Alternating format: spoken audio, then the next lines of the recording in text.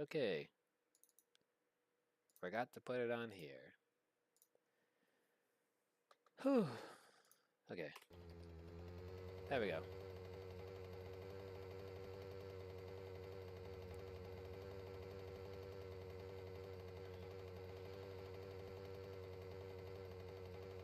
Wobbly's bike has a supercharger on it, so Wobbly's going super fast. Faster than intended. Faster than before.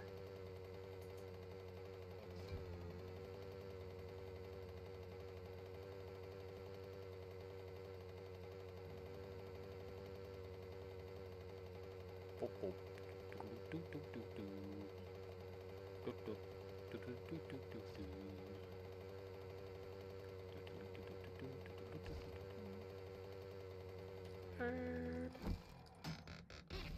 What's in here? Oh, that's sad.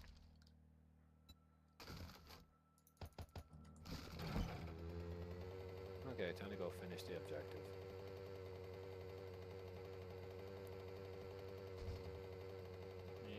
And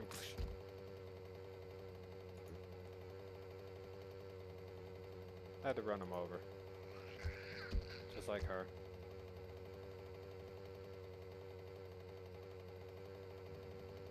I had to run her over and give her the meaty wheels of my motor scooter.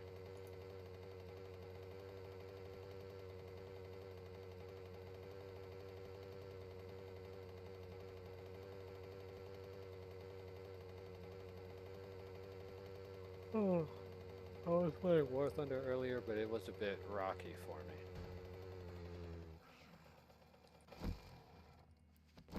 Hi there, man. You know, I see you were coming here, and I get the hell up out of here, fool.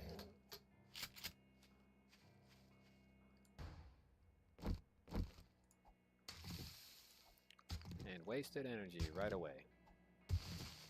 Look at that. Right on top of the crap.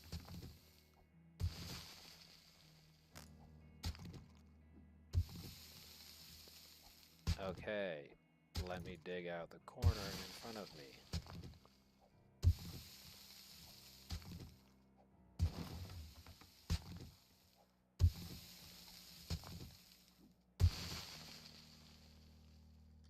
Okay, I dug a hole. That's great. A couple of blocks down. And that time I probably ran out of material too. I'm gonna drink something. I was near fire earlier.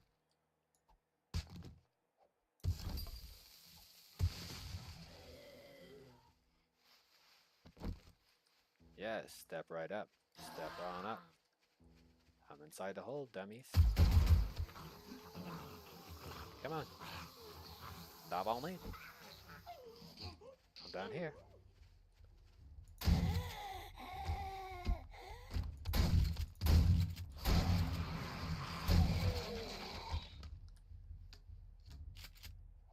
Come on, I'm in here.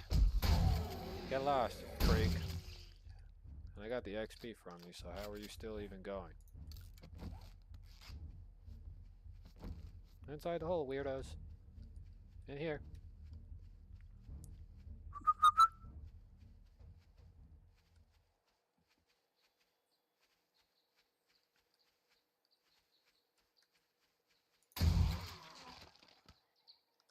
There we go. Nice and clean. Now to mute the microphone, so I can get back to watching The Batman. The Batman. I think it's on HBO Max. Well, whatever the case be. Enjoy the ambience.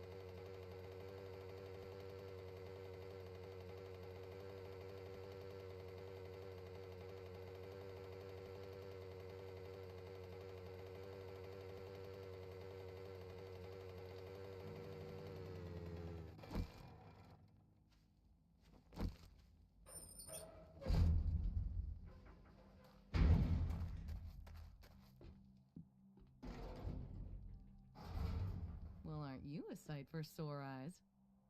What, now that you have some money to spend? We're running a 10% off sale for the rest of the day.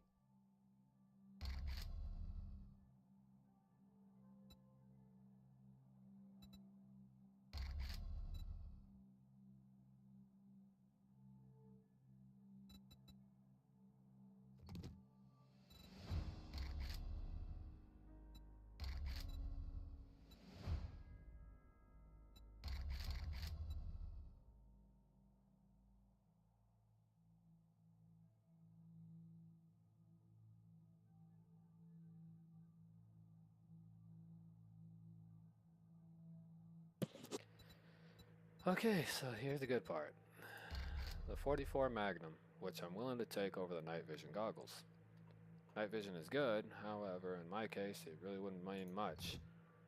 I could just buy them from her if she already has them in stock. Or from another trader. Doesn't really bother me too much. But right now, I need to focus on getting the use for the munition that I already have available abundantly. Don't let a zombie dog bite you in the ass on your way out. And if he does, hey, we'll take care of it for you. You know? Oh, thanks, son. I knew you wouldn't let me down. Yeah, whatever you say, sweetie mashed potatoes or some jazz like that, like most people usually say.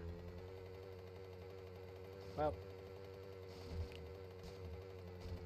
and I returned home. I have no idea if there's anything in here. Oh, there is. Okay. Going back to mute, and also going back to watching the Batman.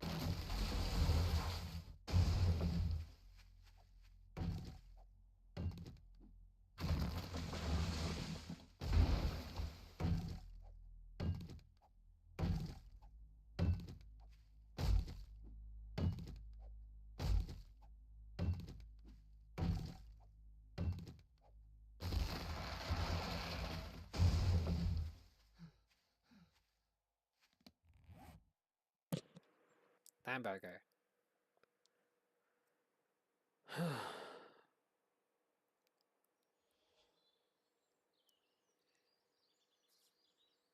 Well, I chopped down trees to make up for lost material. Still gotta finish this whole base build.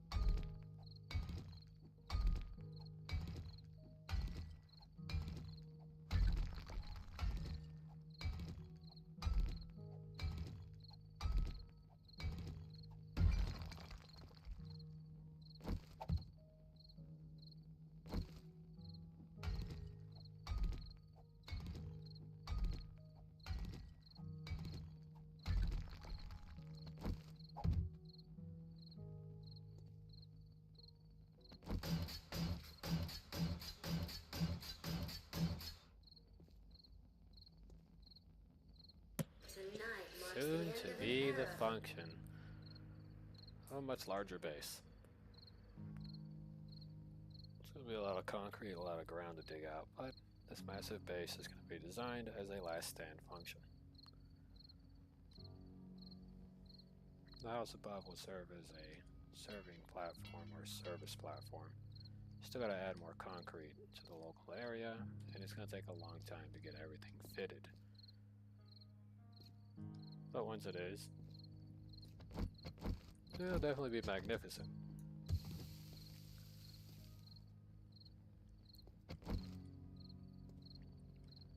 Gotta get rid of the metal though.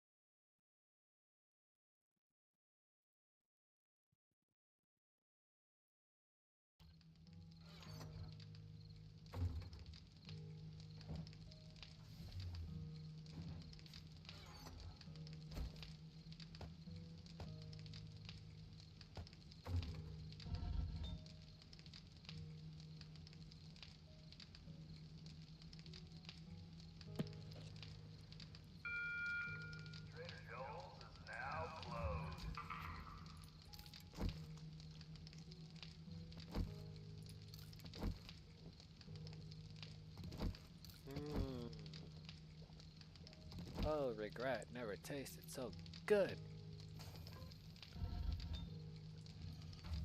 Yes, no regrets.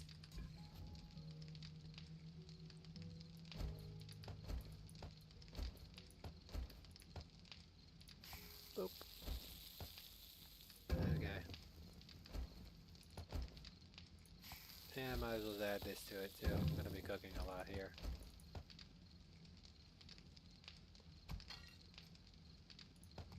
Okay, we'll take one of these pies down there with me.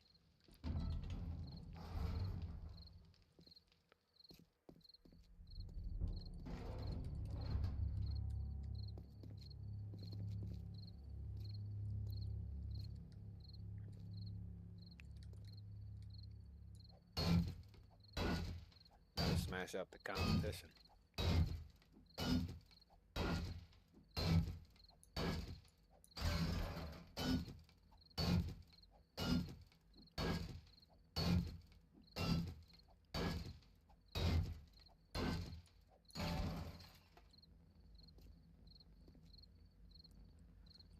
Alright, this would be a lot better with a motorized tool, but I don't have one. Hopefully sales lady has her hands on some so that way I could use it to freaking demolish most of this stone and begin building the underground base. Of course, no idea why I'd be building one down there, but for some reason I feel like I should just build this on, for God knows what reason.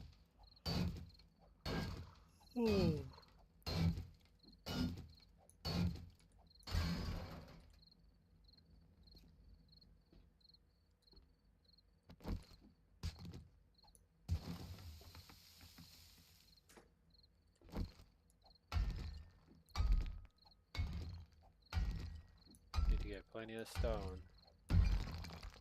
So far I also need to fill my repertoire. Plenty of iron in order to create some of these doors. They'll become increasingly necessary as time goes by. Where's that freaking sound again?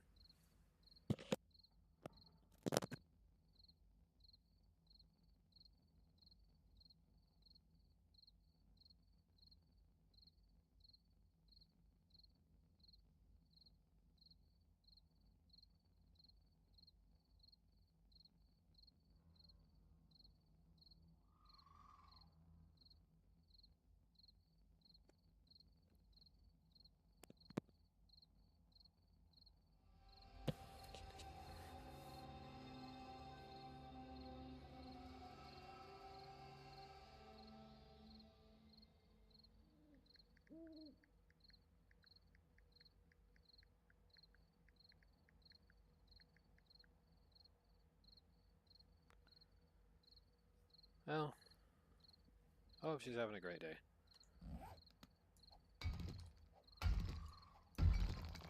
Question is, newfound fortune in life.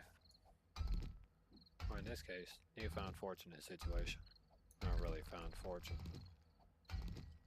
What am I gonna do once I'm all out there by myself? Maybe continue to do this. The answer is probably gonna be yes, because there'd probably be nothing else to do.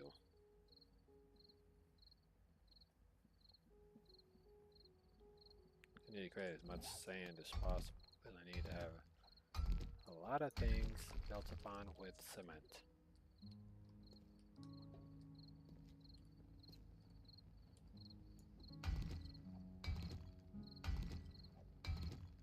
I'd have to very well create another furnace.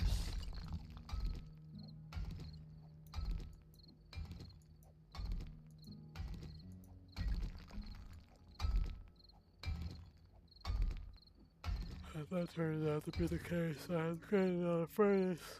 Might as well build it down here.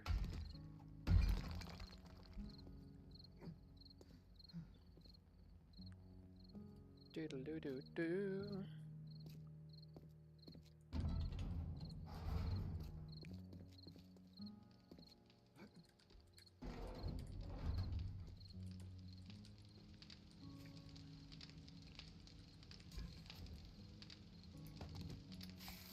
Okay. So first thing I want to do is try to create another furnace. cement mixer requires 25 forged iron, springs, 1 engine, and 10 mechanical parts. I need to create another one of those so I can have double production. Furnace will be 50 stones, 60 clay soil, 10 leather, 3 duct tape, and 3 short iron pipes. I have that, a leather, and the duct tape. I also need the springs, mechanical parts, 1 engine. Anything else I need? Oh yeah, the 60 clay. The first thing in construction would be that. The second thing would be the second cement mixer, which requires forged iron. Oh, somebody's obviously fucking around that hallway. There's no way that there's nobody there.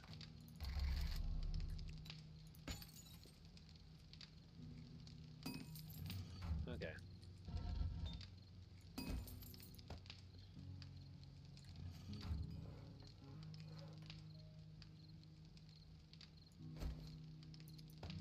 Of course, production in one furnace might be slightly slower than the other one. Or perhaps the breakdown process and procedure. I'm going to need another anvil. I'm not sure if I was able to sell it or able to burn it down, so we're going to look and see if we still have the other one that I had in my inventory. Or did I just throw it away like trash? No, because it doesn't look like it's anywhere in my inventory. I probably threw it away. Considered the anvil completely useless. Probably was. At first.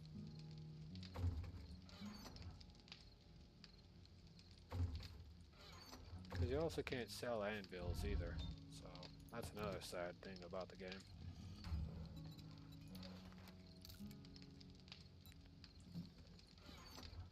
Okay, I'm gonna now put away all this crap. Put in the clay soil. I'm gonna create as much crushed sand as possible right after that.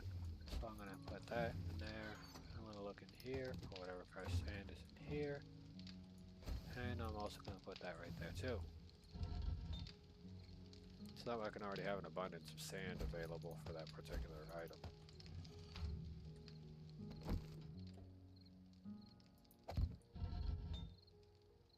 I need to break apart some sticks, so we're gonna go ahead and put that in there. 499 minutes of whatever.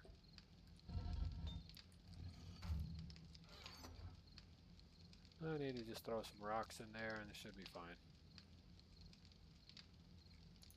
We'll take the extra stuff.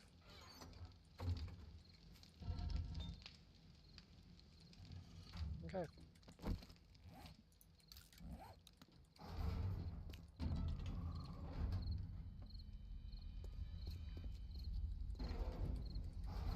A slight bit of better quality. Collecting stone shouldn't be that hard.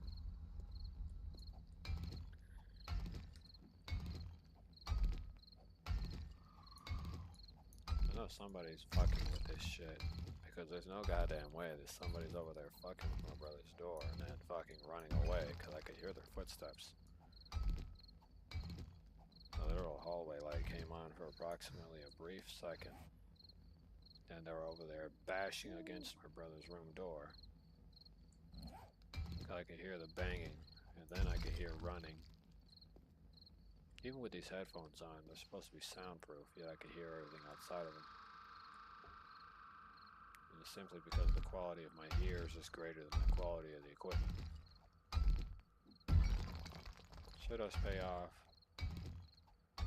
If you see infrared lighting, here's something you should know.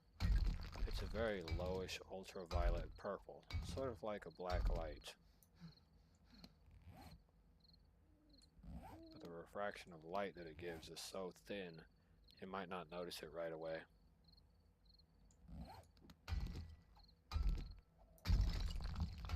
Since I was a kid, I've always known what ultraviolet lighting looks like. So I always knew if somebody was lingering around with night vision and other based material. This also includes infrared laser beams, which can only be seen with certain types of goggles. They don't necessarily need night vision for it. There are specially devised goggles that are used to see infrared lighting. doesn't need to be powered either. It's like low-grade civilian class goggles.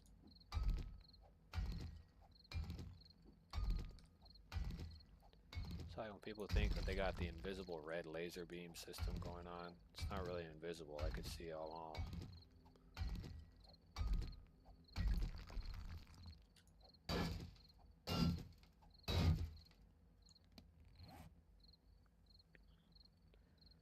Nowadays, believe it or not, if you think you're refracting one laser beam, you're actually refracting maybe 12 out of 25. So let's say an exhibit in a museum that is worth $1 million is under observation. Well, let's give it a more robust, like, let's say a mosaic vase, or vase, as some people call it, is sitting there inside of a glass case. However, the glass case is not only pressure sensitive, but it is also motion sensitive of the item on the inside.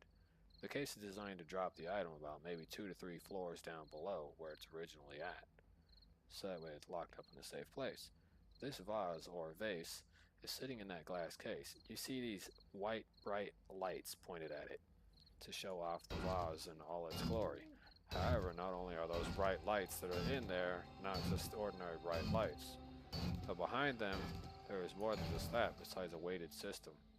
It's also an exciting piece of equipment that is designed to have infrared lasers, including ultraviolet ones, that do not get seen by the naked eye. These lasers are active even during the day. This allows people to know whenever something's happening. During the day, you would think a museum would have absolutely zero use for having to have the system active. But during the day, only the display's laser system is active. The floor laser system is not active during the day at the museum. However, for people who can naturally see this lighting effect, you can see all the lasers pointed at the vase. When I was young, I went to a place that was like, I think it was like a Smithsonian thingy or whatever. The weirdest place that I went to was the museum. I was interested in going, but the fact that we went on a tour was the most annoying part. The guy that worked at the exhibit didn't believe me when I told him that I could see these lasers in literally all the directions they were pointing at. But the point is that even though it looks like it's not turned on, it most certainly is turned on. So even a blind broad daylight robbery would be practically impossible. Not only is the weighted system there to protect the object, but the laser beams are the first thing that will trigger it, causing it to drop down. So in perspective, it helps to have good eyeballs.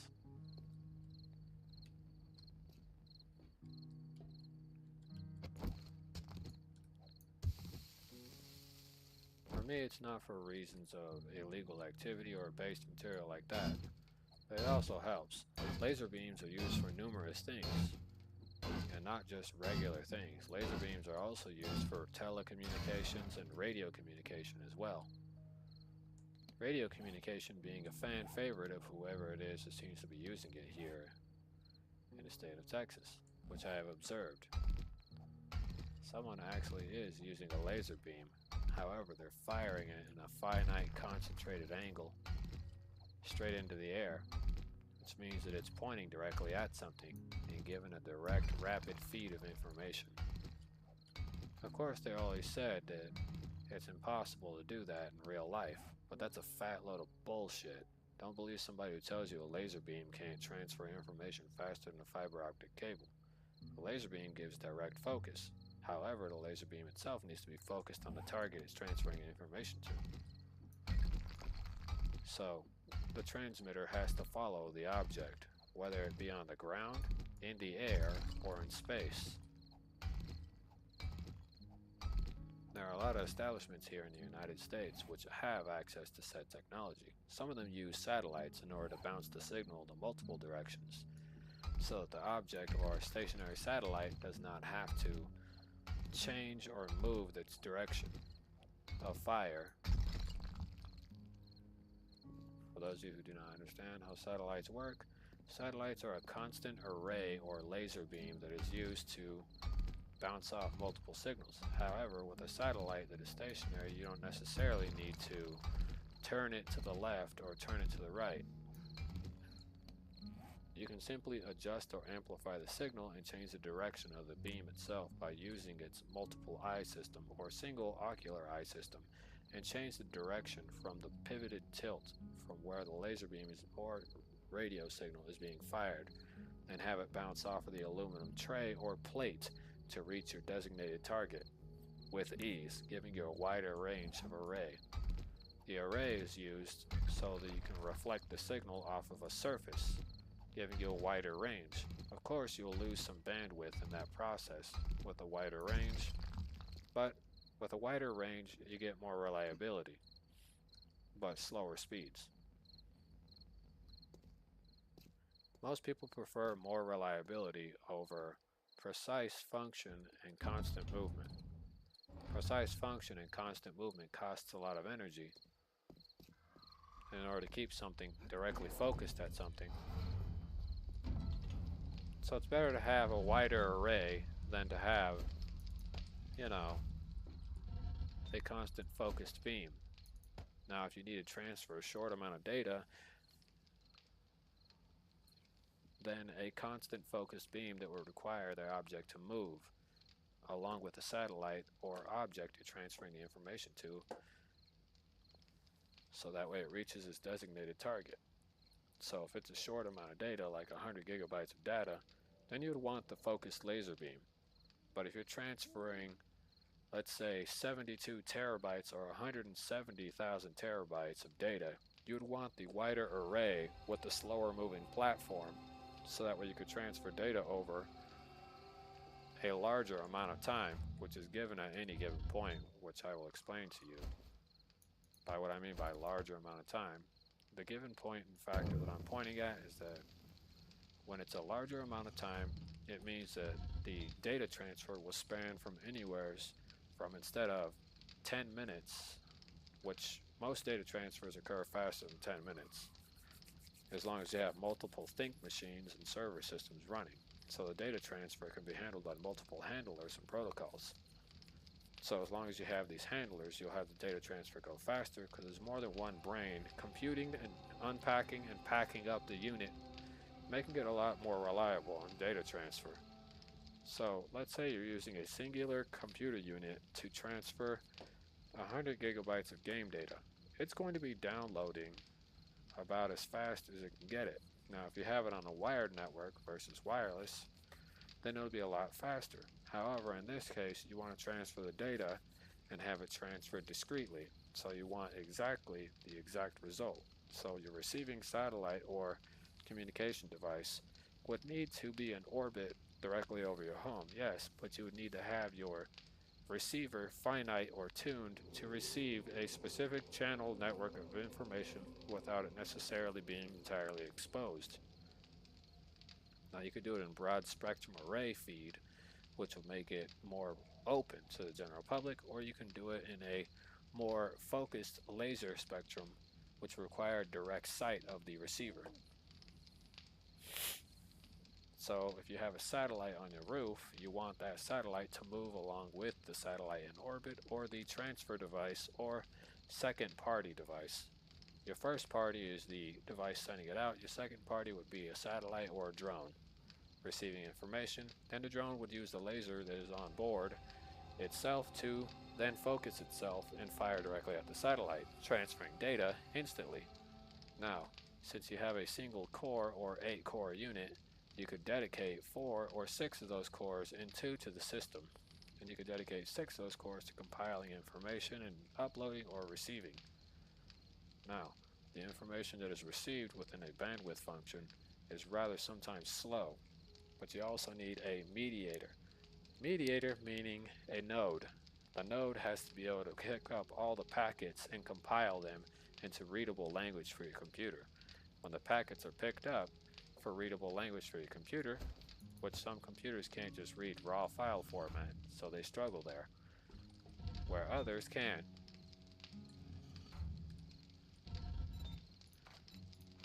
The whole breakdown of this process would essentially mean that you would need to have a computer with enough brain power to really more or less take on these functions, because not entirely everything is as it seems.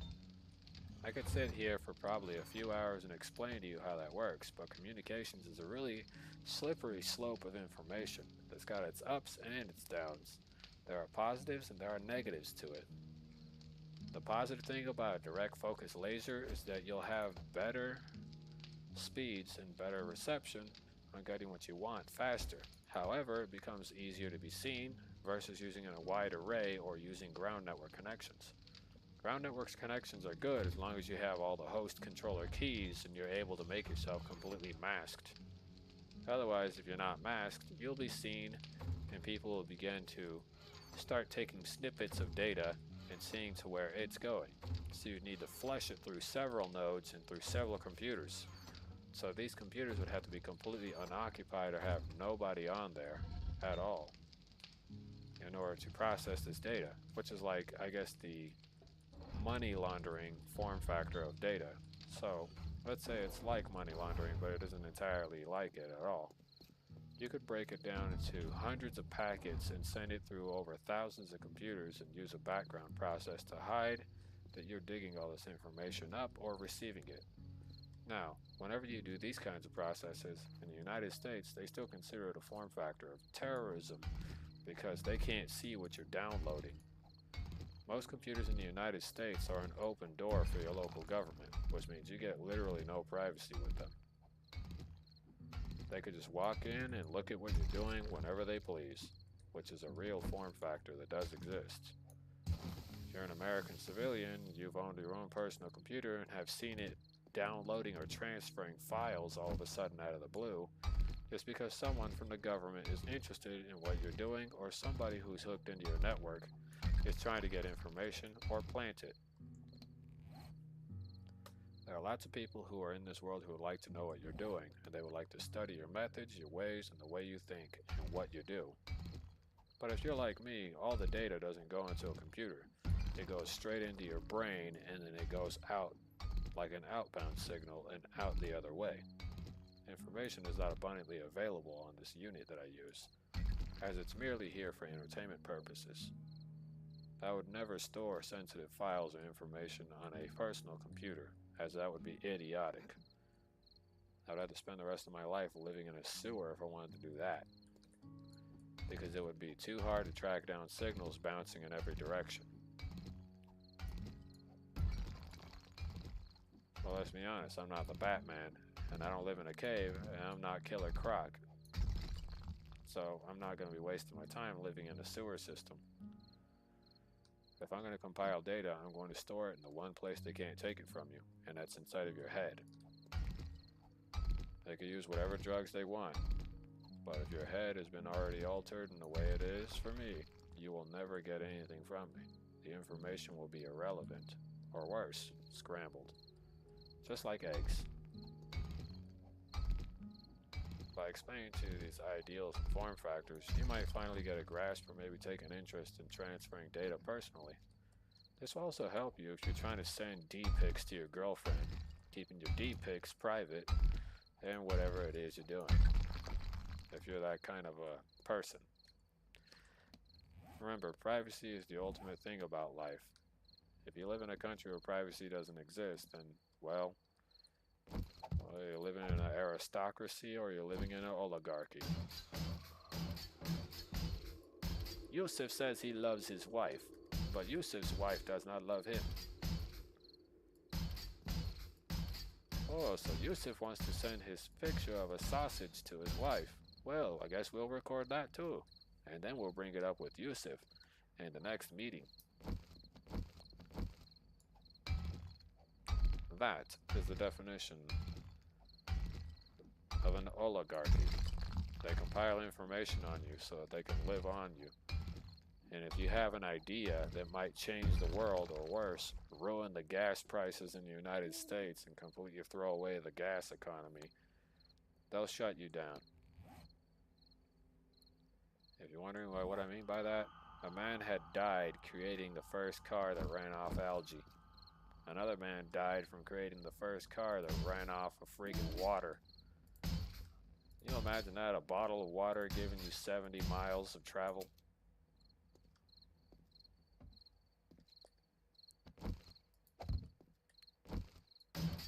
The complete lunacy this country has for people who are innovative and want to change the world for all the right reasons.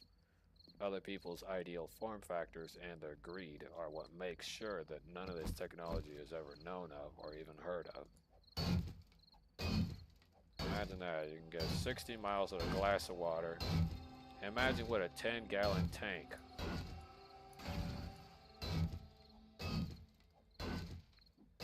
Not only will freaking using a car that runs off of a glass of water be the most effective way of running a system, but it might also increase the rainy weather in the United States. I'm sorry, man. Who said you could be smacking up on my crib? Get the hell up out of here, you weirdo. Oh, damn, man. That ugly bitch fucking dented my damn house. Bucket mouth hoe. What was I saying? Yeah, there was lots of people who created ingenious inventions, but were killed over them. These ingenious inventions were supposed to help society live a better life. In fact, nowadays, these ingenious inventions might actually be helpful for removing the plastic in our water. So, if you're listening, government, start in using these inventions, because not only will it filter out the plastic, but it'll capture it. Imbeciles. That man's invention could have been used for numerous things, like maybe a better water purifier. And the positive results from it purifying water would be that it would send up non-toxic air or non-toxic water back into the Earth's atmosphere as basically condensation or as steam, which is necessary for weather pattern function. If you use that man's invention, you might be able to save the Earth's water and have something to drink for the next million years. Unless you feel like recycling your urine for the rest of your life and drinking it through a straw until the point where it turns yellow. Because believe me, you can only recycle urine for a certain amount of time. It's literally got a life cycle on it. You can only throw it into reverse osmosis before eventually it becomes lethal to you.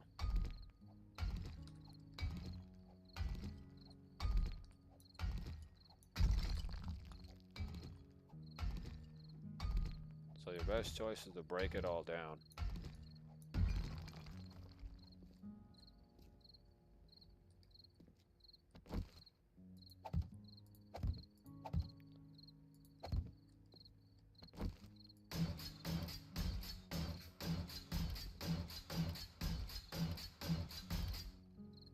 So if you're wondering why I'm stating this, it's because the ultimate reality. Some inventions are so ingenious they could be used to save water on the Earth. And right now, the Earth really needs that water to be saved, otherwise you're going to be drinking plastic the rest of your life. And you're going to die. Of course, this would increase the value of water, and the ideal form factor of your water bill might change, which might increase the value of your water bill.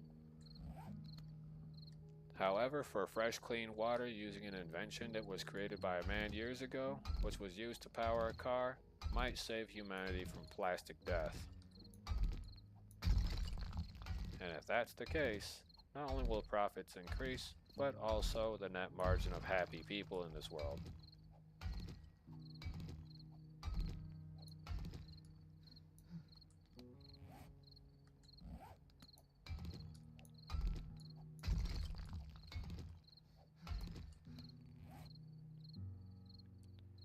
So I hope these water companies grow a fucking brain, because if they don't, they're going to be dining on plastic credit cards the rest of their damn life.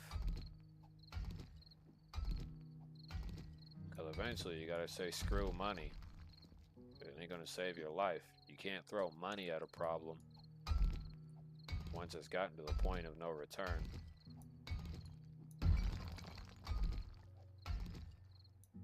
So if you can collect the plastic, then you can definitely remove it. Especially if it's in microplastic form.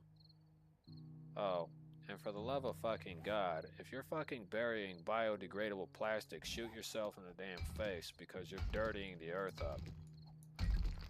Biodegradable plastic is what caused that whole goddamn thing to happen. Yeah, but this plastic is biodegradable. It'll break down in the Earth's environment and then fall in our streams, and then it'll collect itself in our blood. And then we'll start dying of nosebleeds and other belated material and not know what to do about it, because the doctors would have never have known that crap happened behind the scenes.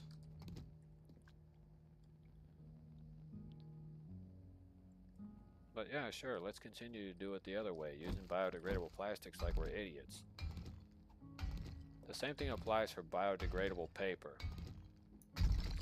Sure, it's like that and it's biodegradable, but the problem is with biodegradable is that it makes it more prone to useless material. And eventually that biodegradable plastic will make micro pieces of wood that cannot be collected by normal means.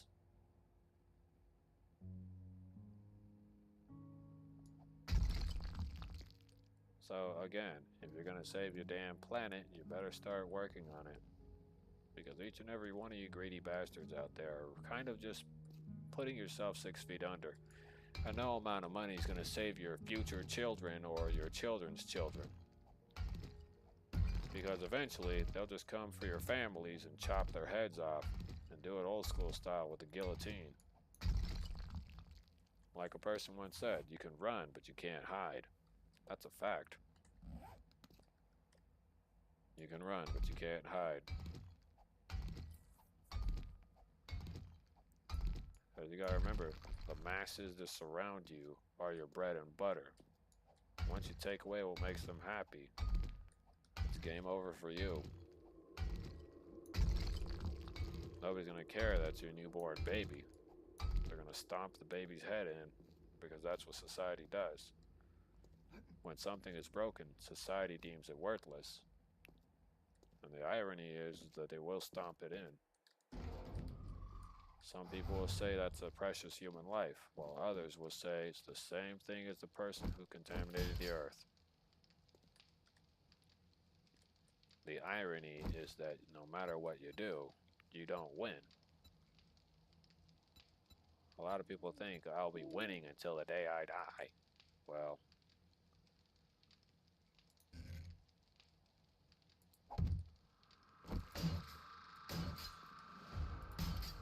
the best thing I can say is keep thinking that.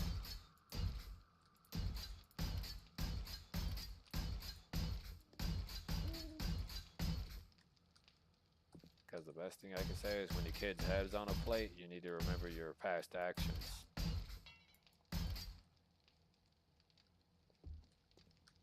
That's usually what I tell most people. When you screwed up is when your family ends up on the guillotine because of your mistakes. And that's how you know you've reached the point of no return.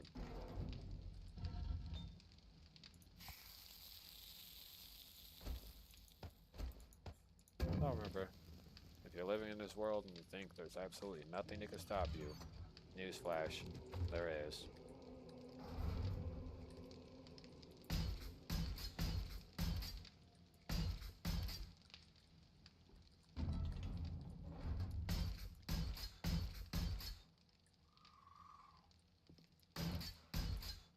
There we go. It's not made of concrete.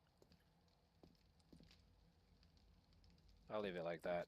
I don't really need to armor up any of that material right there anyways.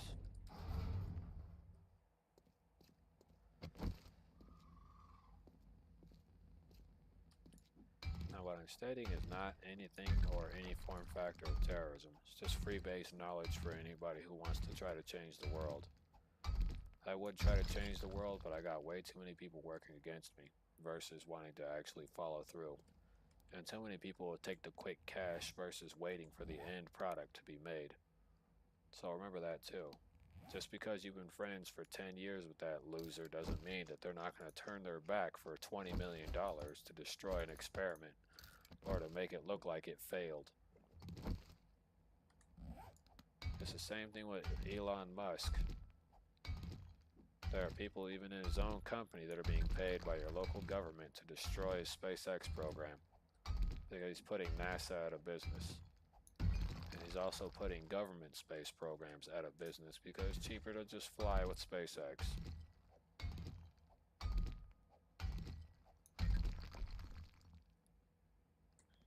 What a sad reality when you think about it. If Elon Musk really wants to help the world, he can take his time taking the world's garbage and non-recyclable plastics and throwing it into the sun.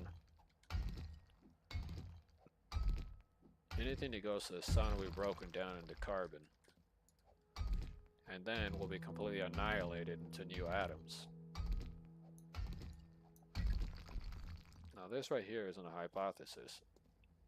It's actual feed data that is pretty accurate. But anything you throw in the sun will increase the sun's size. So keep that in mind. However, the size increase will not be right away or exactly reactive, but will become noticeable with time.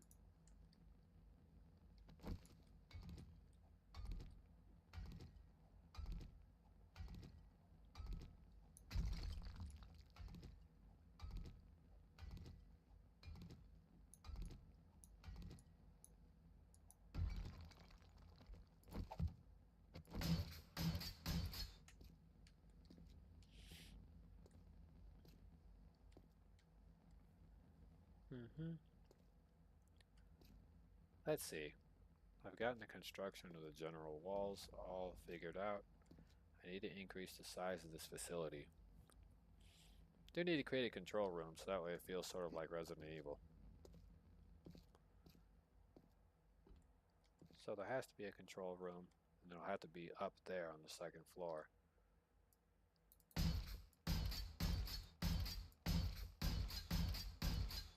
Do need to increase that layer of protection though. Need to add more to this back wall right here, because this will essentially be the roof of the entire establishment. Now I know once you get to like day 100, the types of dummies you encounter in this game will be so destructive that they'll actually destroy concrete walls in a matter of seconds, even if it's reinforced.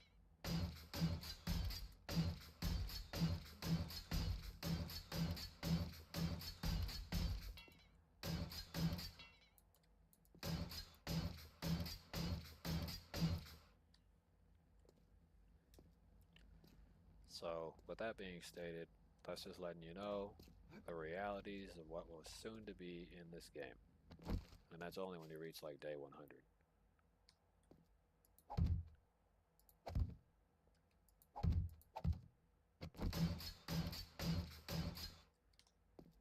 I need to add this double layer of protection, because you never know when the enemies will get smart enough to use what they got around them. Now, some of them are specifically considered suiciders, so I wasn't mistaken. In the base game, you got feral zombies, and then you got these guys that are from the army-looking dudes, and I don't know if they were a part of a mod or something.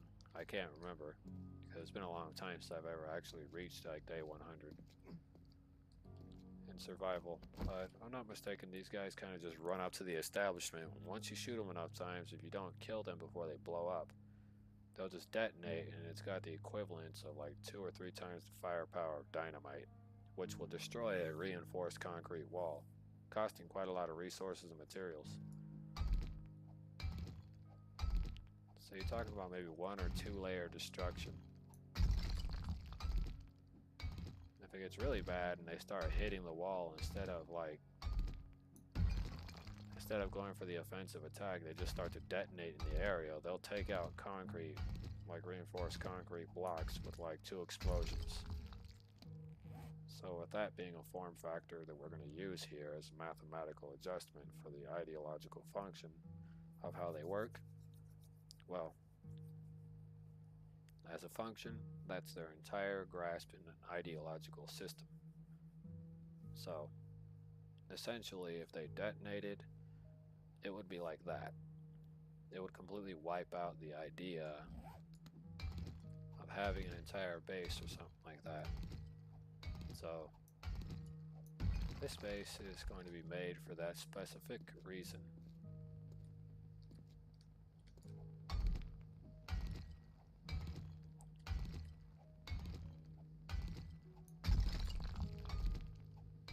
So I can counteract the problem before it becomes a problem. But I'm also creating the base for that exact reason. But also I want to be able to create like maybe an umbrella facility underneath here. 4 updates ago, and that means 4 updates back. Or I guess when they introduced variable shapes, if I wasn't mistaken. I was originally creating a place that would be sort of like an umbrella facility.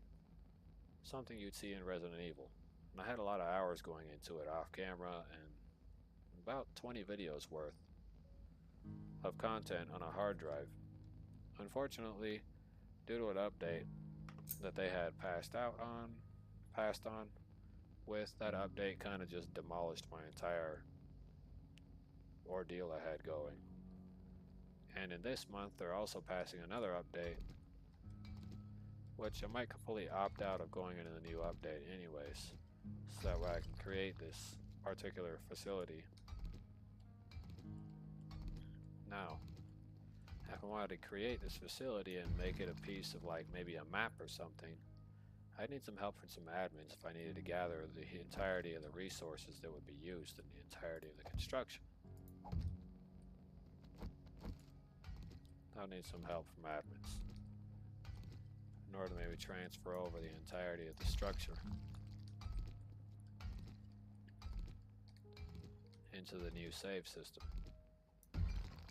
Assuming that the next save system will make everything compatible with the previous version, which, since they're on alpha or experimental variations, this might be completely incoherent, might be a fat waste of time. But I will use the previous variation and version of this game files, and I'll need to take screenshots too now that I think about it, as a general idea of how I want to proceed with something.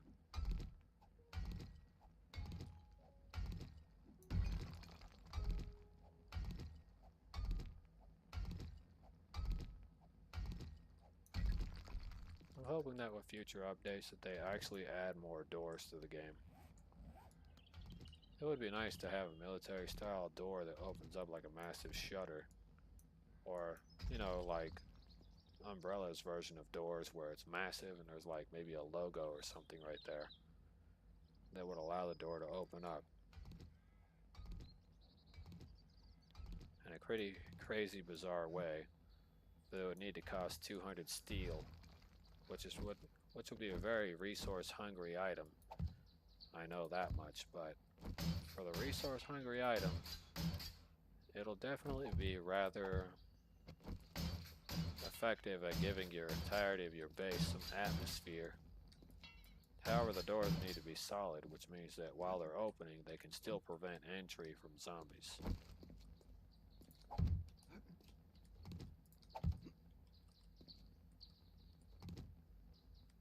So while they're opening, they can still prevent zombies from entering the base.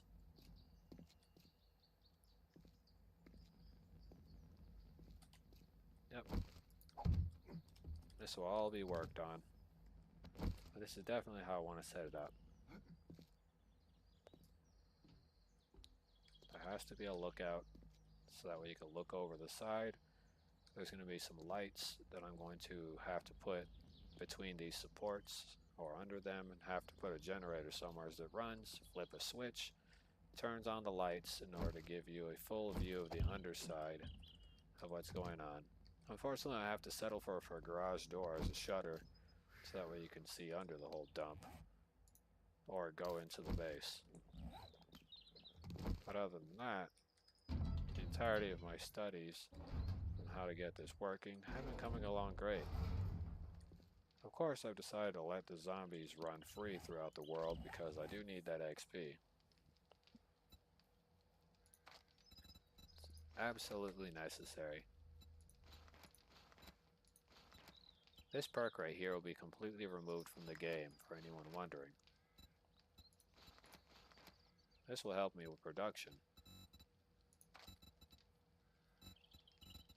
which I probably should put that in there anyways. I need the resources to come back more.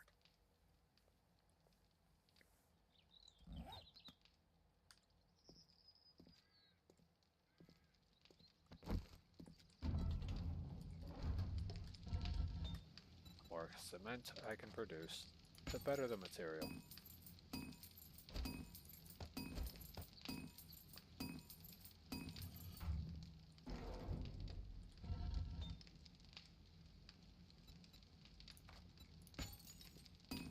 I'll leave that as is. Still haven't found anything relevant for resources. Well, actually I need to put that right there.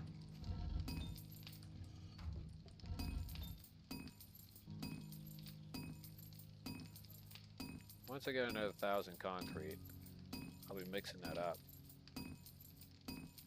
So I just needed to reach 500. I need to have 100 stones or 1,000. Which, now that I think about it, I should probably go ahead and separate it.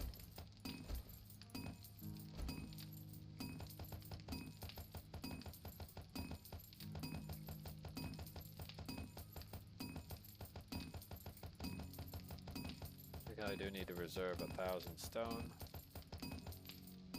for the resources.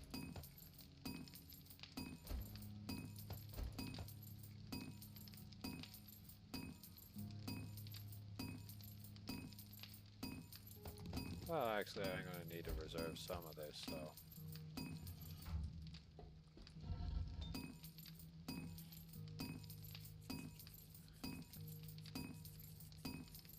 Just need to create all the concrete.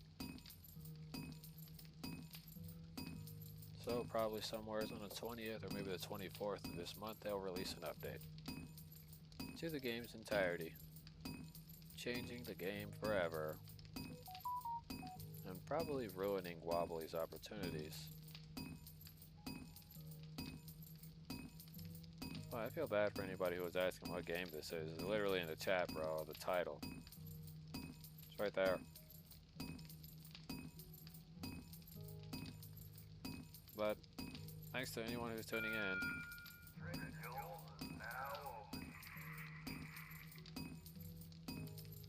Chat is located, I don't know where, but the title is basically the name of the game. This game is very tedious and time consuming for anybody wondering.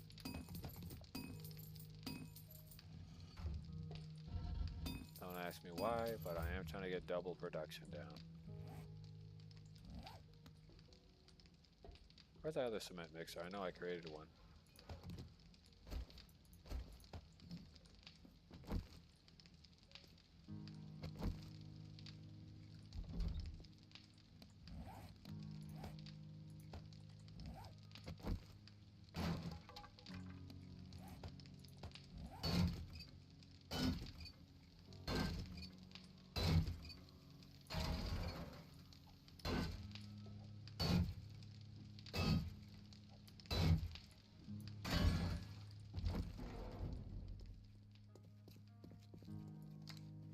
Oh, no, you don't, you little bastards.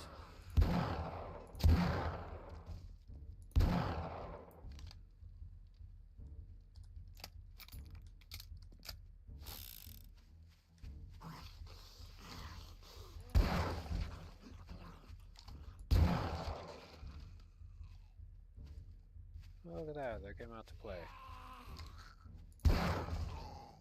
Stay down, Tubby. Okay. I got rid of all the riffraff.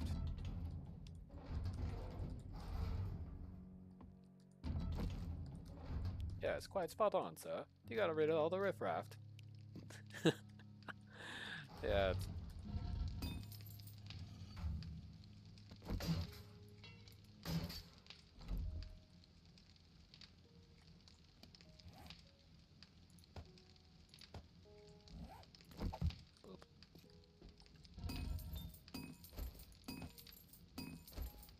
throw that sink piece in there.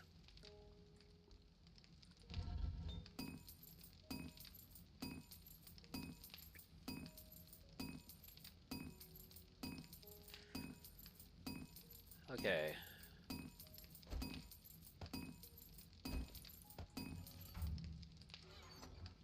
You got all the brass and all the lead I picked up.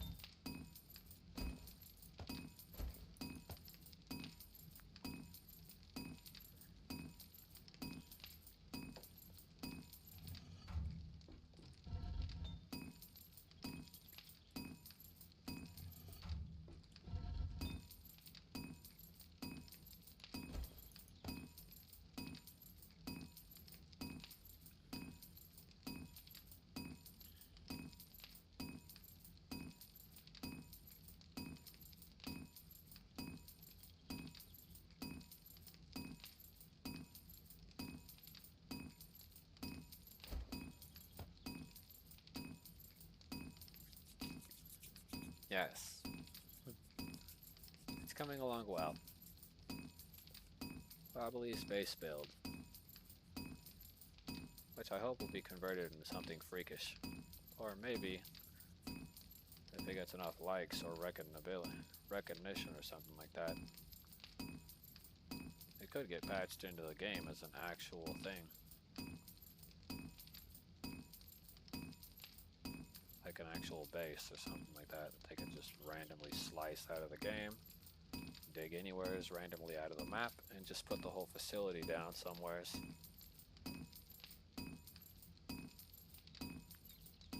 Of course, there need to be some minor tweaks and adjustments, but if it was to become a part of a larger scale prefab, this would definitely be something interesting.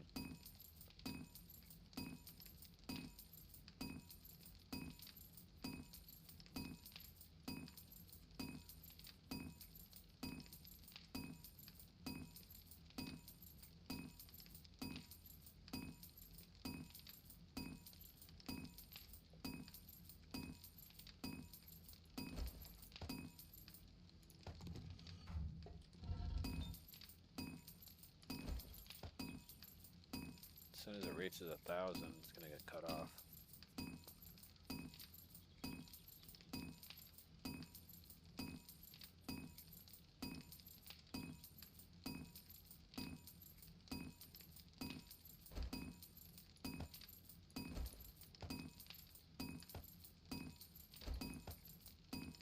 And there we go.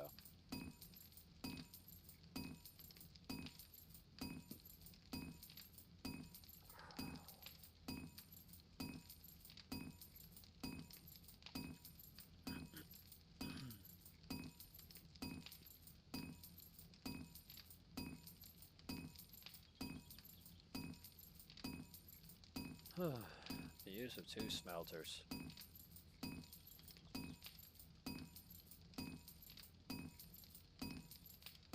A largely productive thing. People are wondering if this game has PvP. This is basically all player versus environment. Of course, you could open up a lobby server for anyone who's interested. You could open up a lobby server. If you open up a public server, you need to be aware that there are people who will hack your game. Or will try. So, just so you know, this game has quite a few mods. I'd say about hundreds. I wouldn't say thousands because I wouldn't know how deep and how far some of these mods go for this game. But the modding community has been pretty widely expansive, and there's a lot of mods available for this game. So if you're tired of the old vanilla experience, then I guess go for the mods. However, there's a lot of places in the games, there's a lot of weird places you can get. Now, for those of you who are wondering about functionality, there are some things that are in this game's original build that are console exclusive only, meaning that it's only available for console. So if you're looking for some console exclusive only content, you might only find it on the console version. Now, I know what some people are thinking. There's no such thing as console exclusive only content. Well, unbeknownst to you, and unfortunate for anyone who doesn't know too much about development and stuff like that, some games get an exclusive console related content update. So if you look at the console version of War Thunder, For the Xbox or Xbox One, you have the access to the General Motors XM1 package, where if you look at the, and this is something you should know, and then if you look at the PC and PlayStation version of console exclusive content, PlayStation gets its own exclusive content, just like how Microsoft Xbox gets its own exclusive content. Now, just because you're running on Windows doesn't give you the rare opportunity to get the XM1 General Motors pack made by GMC. There's a difference between both variations of the XM1, and for anyone who knows, well, the XM1 itself is an entirety of a pack of its own, where the General Motors XM1 is an entirely separate ideal form factor of its own as well. So they're both separate.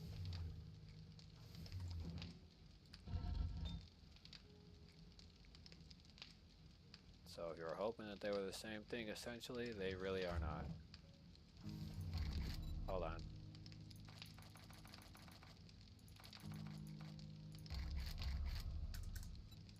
Need to be 500. And the rest of it, I'm going to throw into here. So that way it cuts down on time.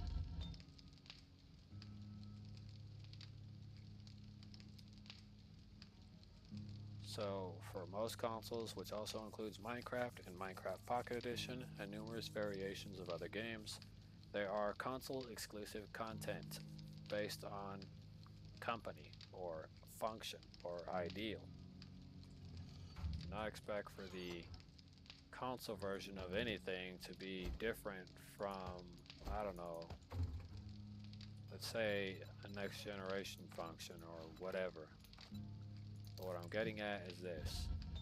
When it comes to console exclusive content, you can expect major differences between certain things. Of course, whenever it comes to Gaijin, they're trying to get the console version to mix up correctly and not have problems with the non-console version. So, in perspective, each variation is much different.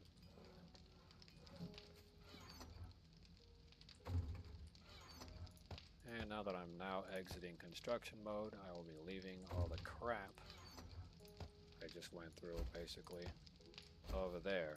So it can stay in a box to the left.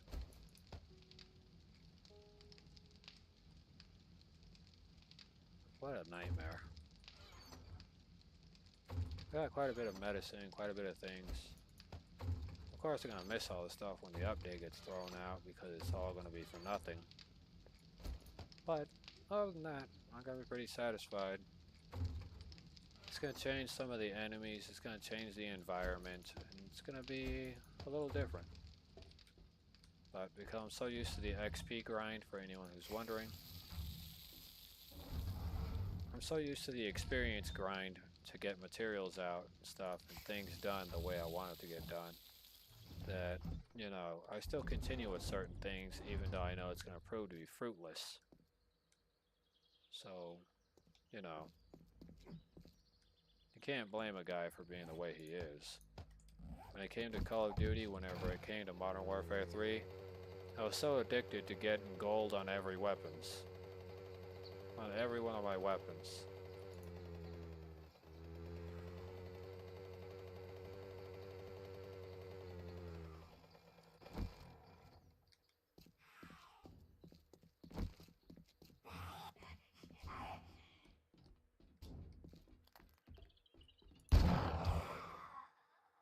Shut up.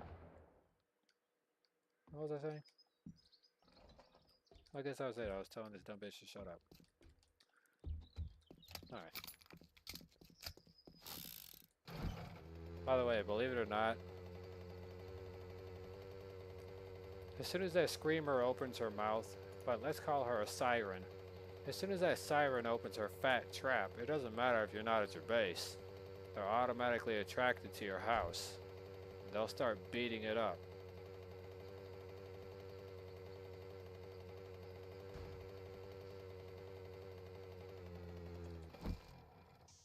The quality of damage will be like Mike Tyson's Punch-Out. The only difference is the champ isn't stopping on punching you. He's just going to keep going at it.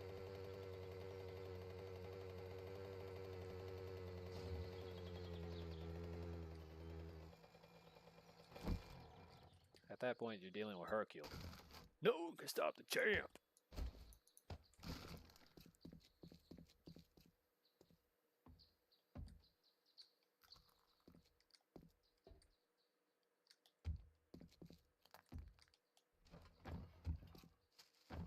I've been through here already. Yeah, I have. None of the loot has respawned from what it looks like. It's been a couple of days. Yeah, it's empty, it's empty. Take up the chair just for craps. Empty duffel bag.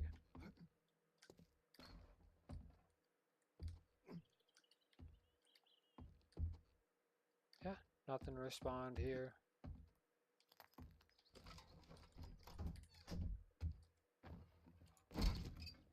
By the way, if you like watching Residents of Evil, they'll be having an event today at 4 p.m., which is in 12 minutes.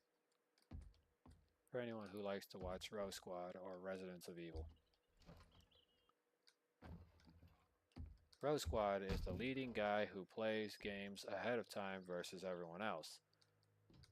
However, they're on Capcom's special list, meaning they get access to quite a few things before everybody else does.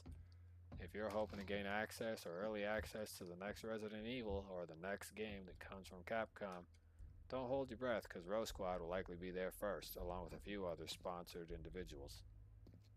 Now, remember, because Capcom was originally along with Sega and in association with their original partners, who were involved with the general production of the Dreamcast, you bet that the original creator of the Dreamcast and the man who backed him up with his own personal money is honored. And the memory of that man is still honored today. If you ever owned a Sega Dreamcast, you would know that a company that dies gracefully gets revived in the world later in life when they create a successful video game franchise line, which was probably their only successful franchise line.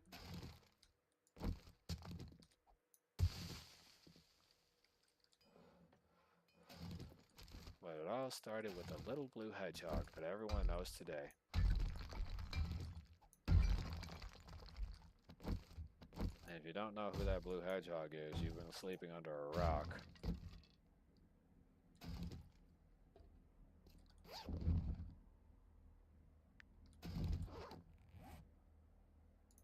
You know, just a mild FYI.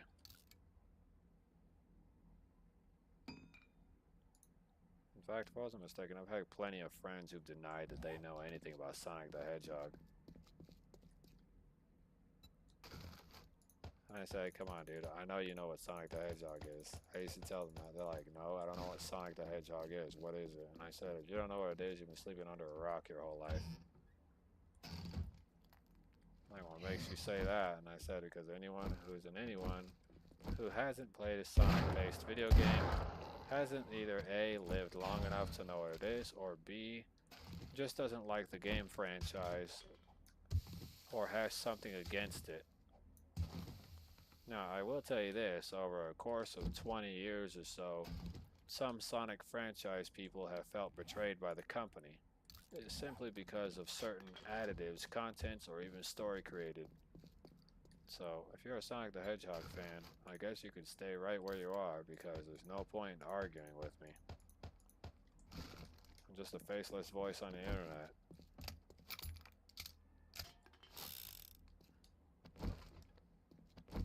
Now, for anybody who thinks the information I have is based off of sheer bullcrap, it isn't. Most of the world suffers from technological losses because your local governments or the Clinton family is involved with these technological losses and marvels that should have been given to society, which would have bettered the world. So, for those of you who are wondering why you've been deprived of these technological advancements, the world would really never know because they don't ever go digging around to find out.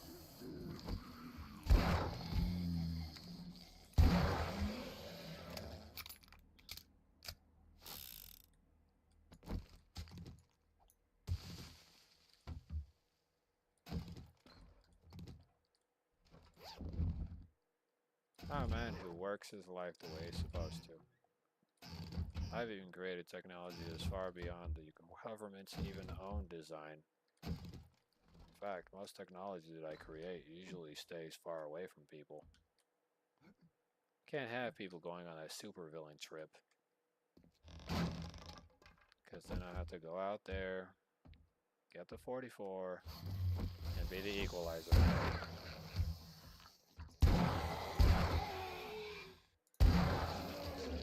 Like that.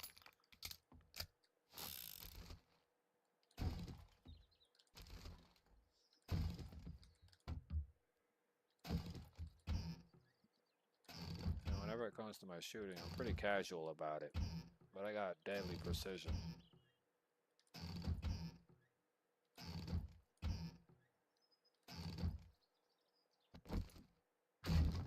When I was younger, people used to say I didn't know how to shoot because they didn't believe anything that I'd tell them.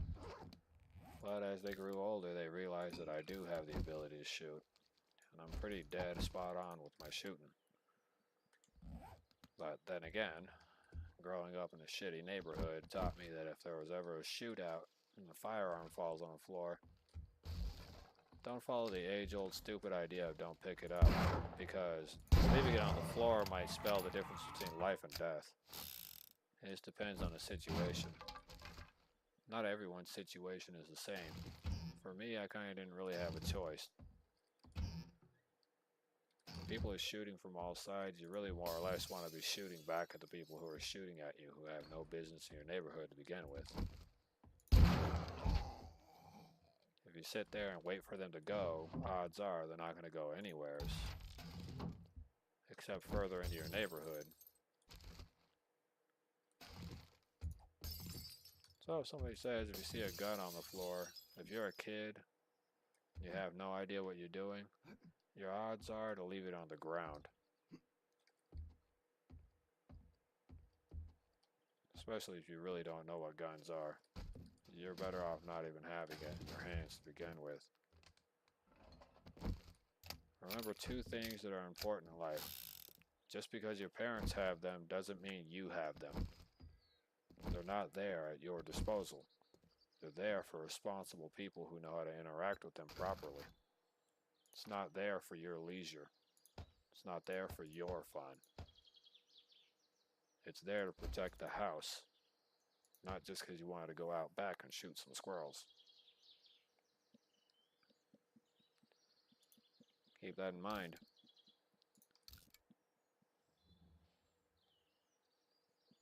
Just because mom and dad have a pistol or a 357 doesn't mean you have a 357. And that's something that I can't iterate enough for some dumb people in this world. There are a lot of people in this world and they think just because their parents own a gun, it means they own a gun. No, you don't have a gun. Your parents have a gun. And if you go taking that gun, your parents are the one who's going to end up behind bars. And you know what happens when you have no parents to watch you? The government gets involved. And then they put your ass in a foster home. But before they do that, they have you mentally evaluated. And then they have it to where you can never own a firearm ever in your life. So keep that in mind.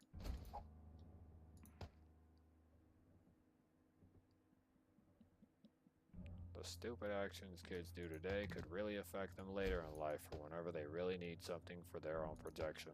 They will never have access to it. Because they locked themselves out a long time ago.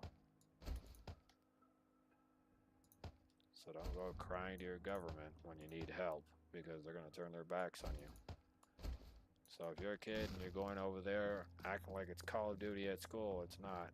People don't respawn in real life. Once they're gone forever. It's permanent. So if you make the mistake of acting like an adult, you better accept the consequences like one.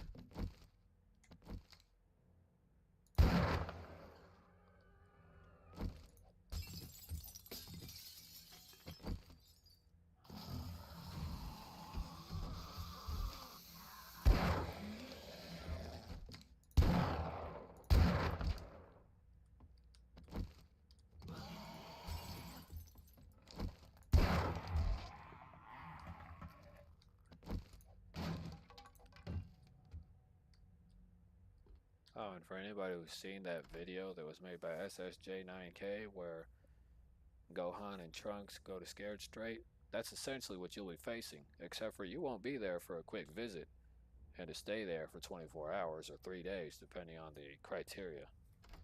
You'll be there to stay there permanently. And within a short amount of time, well, it's gonna suck to be you.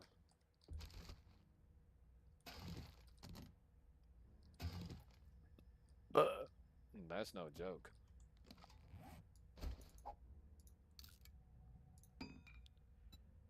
You'll be like that kid who had those really loud farts and all of a sudden they went silent. Now when you fart, all you're reminded of is the laughs you used to get. Because there ain't no noise coming from there no more. It's silent. So if you don't want to be that kid or that person, stay the hell away from your parents' guns and don't ever touch them.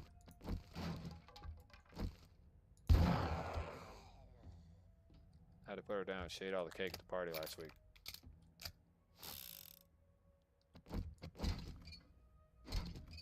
If you're wondering what kind of joke that was a fat joke for anybody who didn't know. But since that's an NPC, not a real person, some of those precipices don't apply.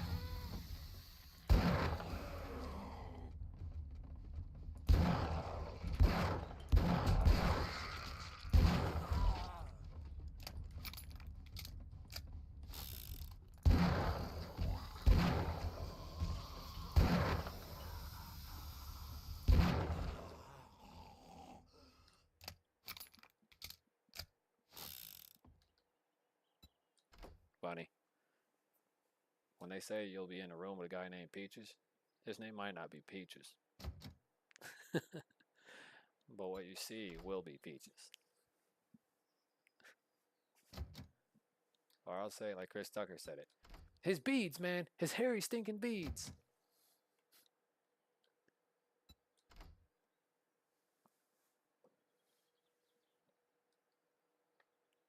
Do do do do do do do do.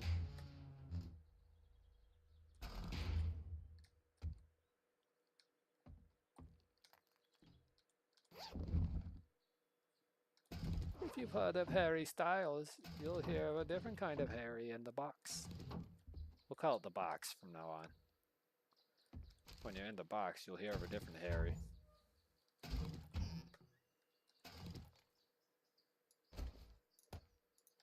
And this isn't Wobbly's attempt into scaring you. This is just Wobbly telling you reality.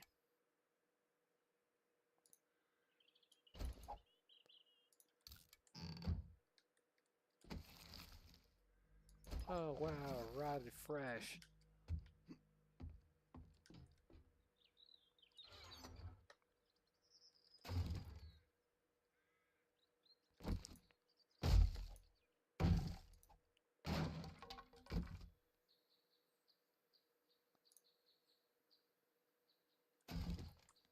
Let's see.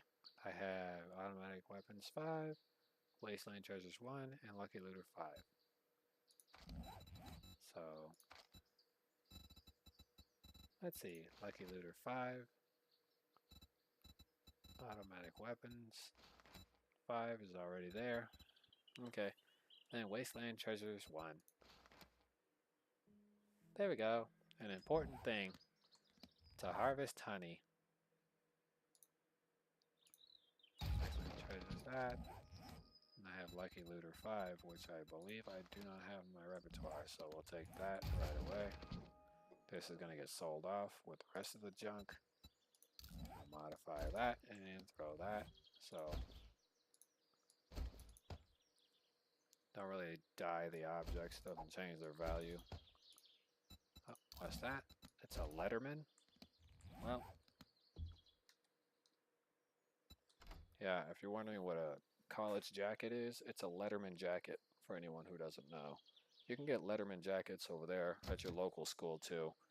The ridiculous jackets you can get for being a part of the football team. I think it's the football team, the volleyball team, you get Leatherman jackets, which means it's leather jackets that are made out of genuine leather. Or a product that is called genuine leather. So if you see something and it says genuine leather, The only way to test it would be to take it to a cobbler. Cobblers mess with leather quite often, and they have to repair a lot of shoes, and quite a few shoes, including business clothing, acquires the attire of leather. So, best bet is to go to a shoe cobbler and see if they can tell the grade of leather that's used in the uniform jacket that you get. These uniform jackets aren't cheap, especially whenever it comes to school jackets for sport-related things.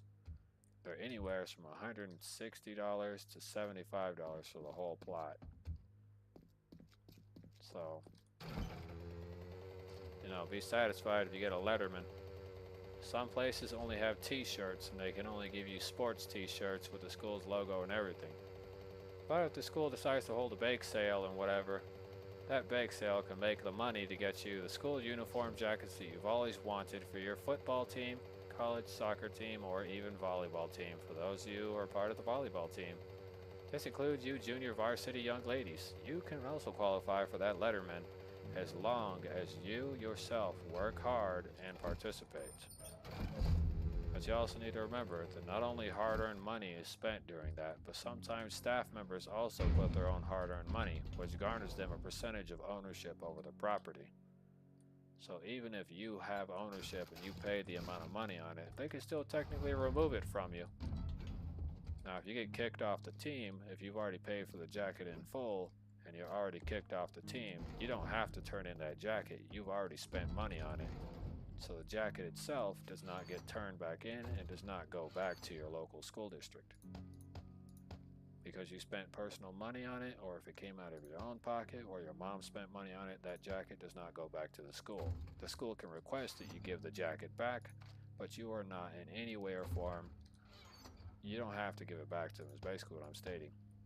So that's basically what I'm pointing out here. You don't have to give it back to them. So if the school ever told you you have to give the jacket back, if you already spent $160 on it, or however much they charged you for it, it's your personal property because you already gave them money for it. Giving it back would be idiotic. Some schools say that, oh, blah blah blah this, oh, blah blah blah that. Oh, you're not a part of the team anymore, so you have to give it back. You don't necessarily have to give anything back. They're just trying to save money on it. Any money that's made off of a school bake sale, or even off of a bake sale that you organize that is not organized by the school, but is organized to raise money for the school, or even for your ideals, which even includes projects, small things that you're doing, which also include making money on a bake sale to do whatever it is you're going to do with it, which also includes funding your uniforms, your clothing, the material you need for your everyday scheduled type of work. Now, that'll be the only thing that changes the subsequent ideal form factors of what you're working by. I could sit here and say that, oh, give it back to the school, it belongs to them. I'm going to sit here and I'm going to tell you the reality of it. If you dished out any kind of personal money, or your parents spent any kind of personal money on that jacket, you do not have to give them shit. They can go suck a lemon for all I care. That's all I gotta say.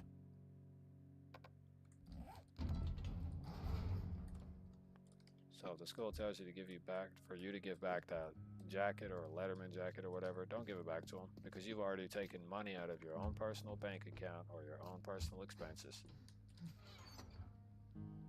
They're just trying to rob you in a legal fashion. Unless they're going to pay you back all the money that you spent to get the thing, you shouldn't give them back squat. Because if they say, oh, that's a loss for you, then it's a loss for them. Because giving something back after you already paid for it is stupid. For anyone who's wondering that.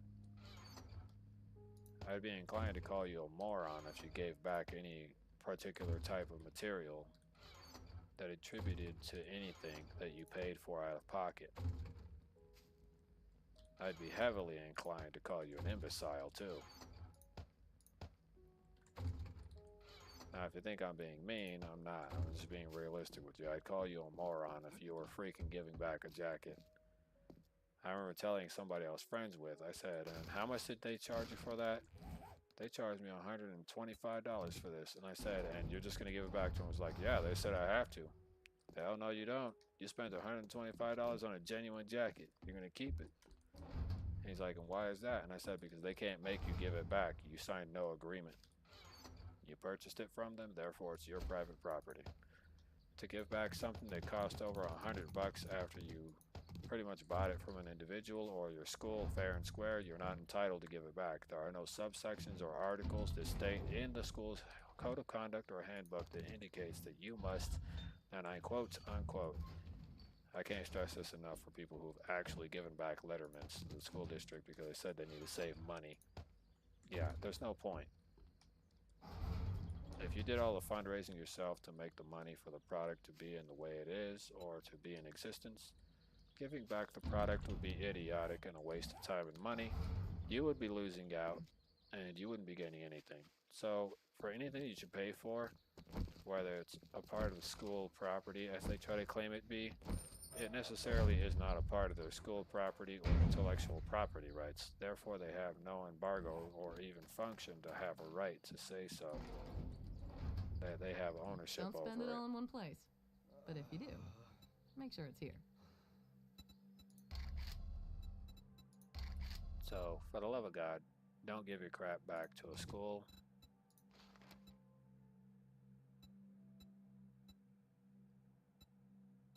Boy, a lot of these are very far away.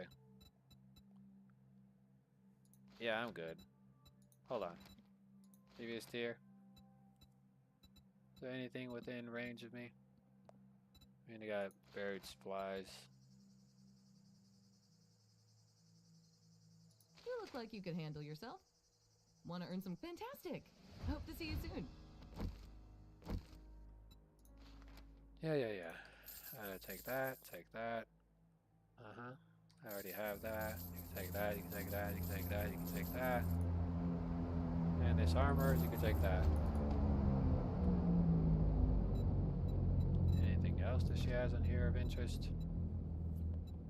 Oh, she's got a rank 3 AK. That's not bad. That's like one level higher than the one that I had inside. And it can hold 2 things. So, that's also another thing. I'm gonna buy that. I already have time charges now that I think about it. Robotic headlamp. I wonder if I can get my hands on a robotic drone. Yeah. Already got a level 3 hunting rifle.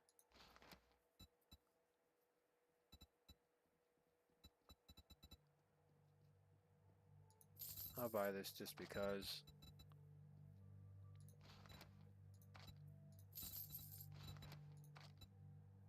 I'll buy the extra concrete and the extra cement. 40 gunpowder, it's very important.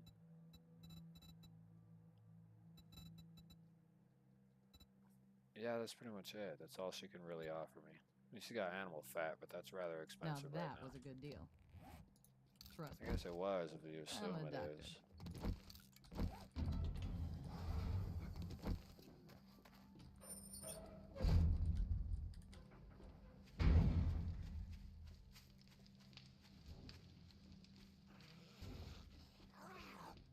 Hey there, loser. Okay. Again, like I said, if you get a letterman or anything from your team and stuff like that, if you pay for the cleats, you pay for the pads, you pay for the outfit and everything, you're not paying the rent. So, the best thing I can say is when it comes to sports equipment, if the school is selling it to you and they have to have you sign an agreement, the only reason why they're having you sign that agreement is that so that even after you pay full price, they can still screw you over and take the shit from you with the legal court side of the law function. So keep that in mind. The best thing I can say is that if you're going to get something for school-related business or stuff like that, buy it yourself and have a receipt. If the school is selling it to you, they're not selling it to you. They're renting it to you. I've been in this whole situation numerous times. I've also been in a situation whenever it came to sports. So if you're wondering, yeah, I've been in that situation when it came to soccer team related business stuff. And even though it's called football, for those of you who like for it to be called football, In America, they call it soccer, unfortunately, which is a bit teeth grinding when they say that. But yeah. What I want to essentially get at is that that's kind of what it is, and that's what I know of. Now, I won't judge you for whatever it is you think or say in the universe. Everyone's entitled to whatever it is they want to say.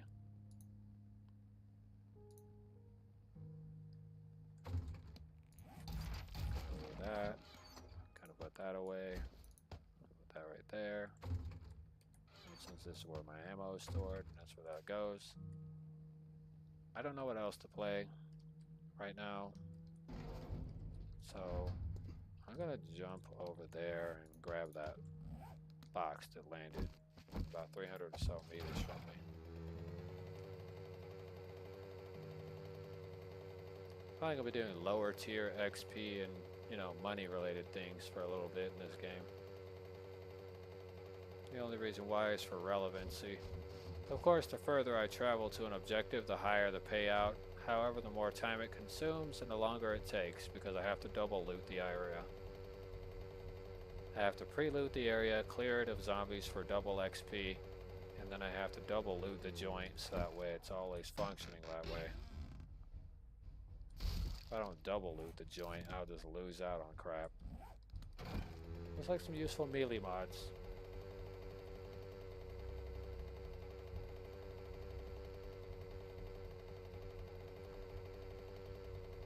Wait, I did get some XP, right? And I did level up. Did I? Let me take a look at my stats. No, I didn't level up. But if I level up again... Well, I need... what is it?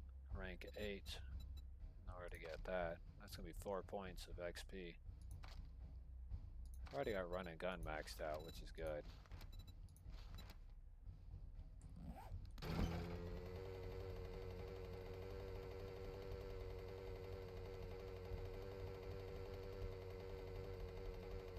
But for right now, there's going to be a short wobbly intermission. Or something. Is there? Nah, we're going to continue. I completely forgot I had accepted a mission, so there should be a fresh zone to go beat up.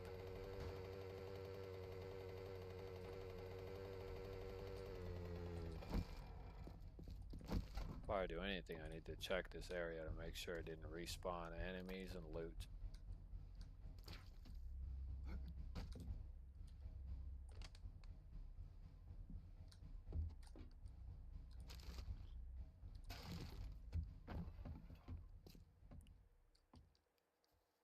Empty toolbox.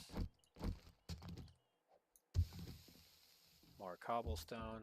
Completely necessary. Completely salvage everything that I can. Now that I think about it, not everything that's in here is going to be in a respawn.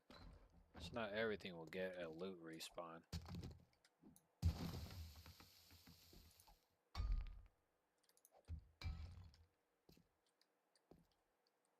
This destroyed workbench can get salvaged.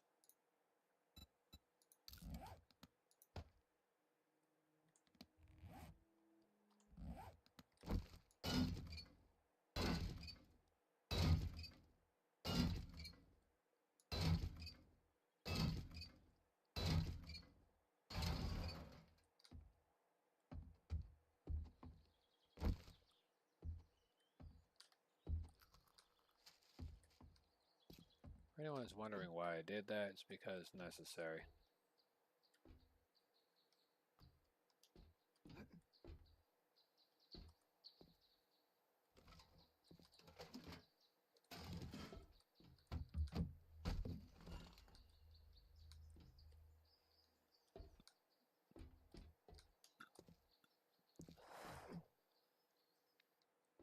Okay.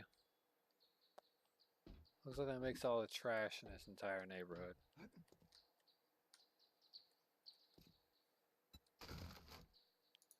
Let's load it up in the wobbly scooter.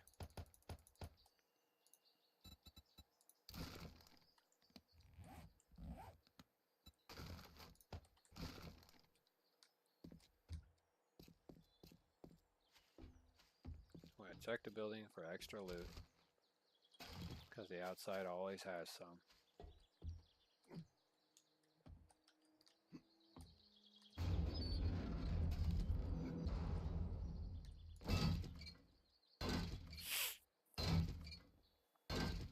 Gotta make sure I salvage every piece. This could save me on resources later.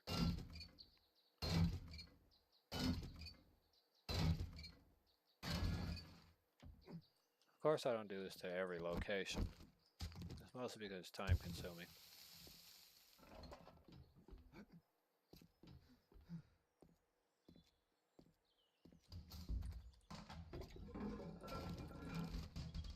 Looks like they had a tactical toilet out here.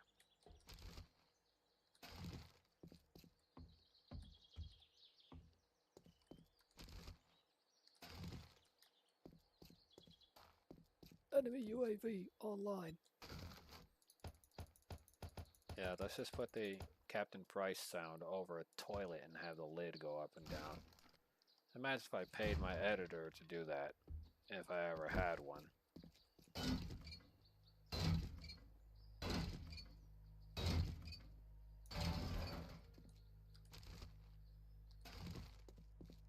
He's gonna be talking for a toilet, saying, Tactical UAV down.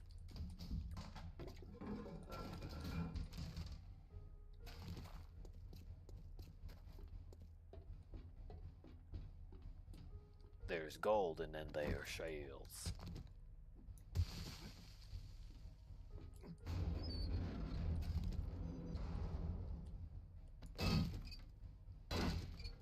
I forgot there was another saw table over there.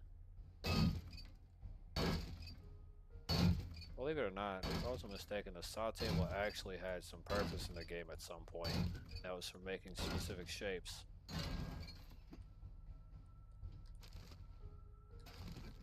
And now it's just an added-on item. With absolutely zero purpose now, other than to give you free crap.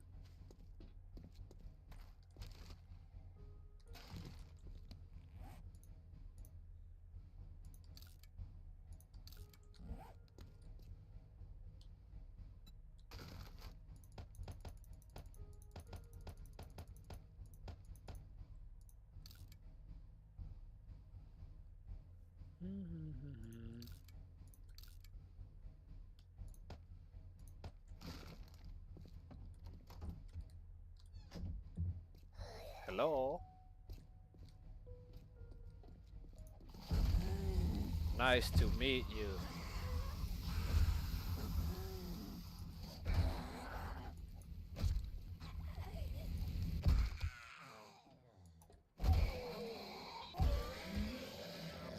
Look at that, I beat him up with my wrench.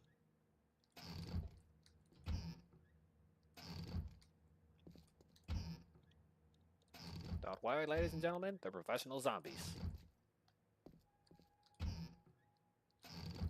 Oh, this place sure did sell some interesting furniture. It's boring.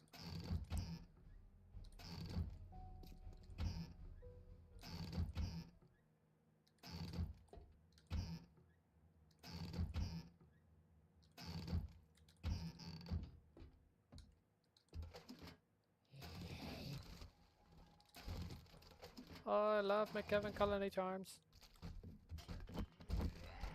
Hey, shut up.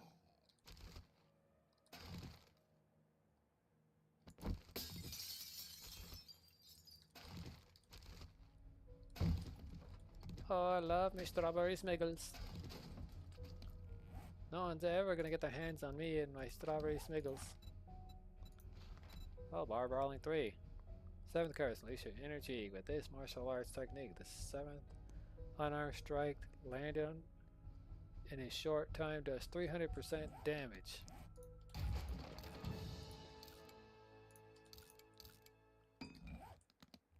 Oh my god, it's just like in the Temple of Doom. Indiana Jones in the Temple of Doom. They ran out of toilet paper.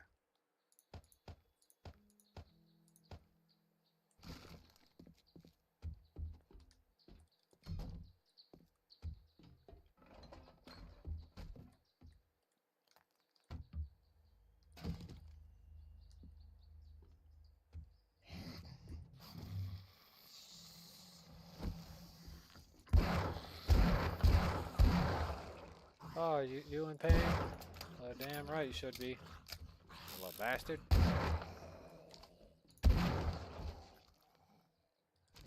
Fixed their attitude problem, folks. They were just some rowdy people. Some rowdy zombified people. But don't worry, I handled them.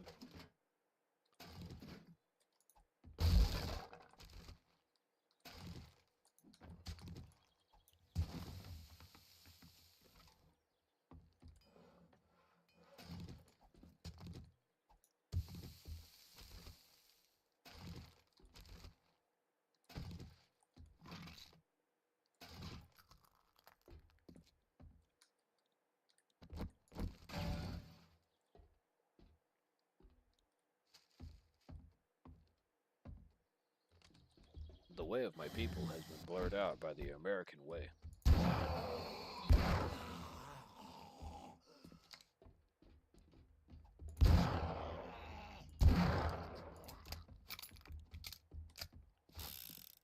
Stand down, lady. I don't want to hurt you. I told her to stand down.